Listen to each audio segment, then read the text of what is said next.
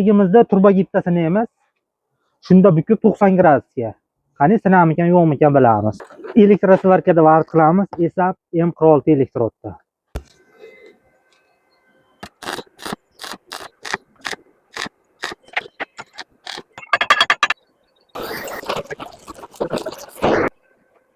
Buni turbo gipta sinab ko'ramiz endi. Qani qancha gradusgacha bukib ko'ramiz, sinami yo'qmi.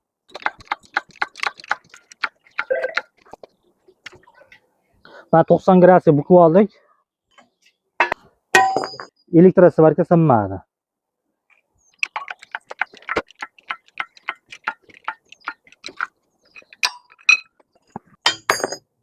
Mana gaz svarkani ham bukib oldik 90 gradusga. Bu ham sinmadi. Mana bittasini kam, bittasini ko'p bukkanimizda ikkovini ham bir xil holatda bukkanmiz.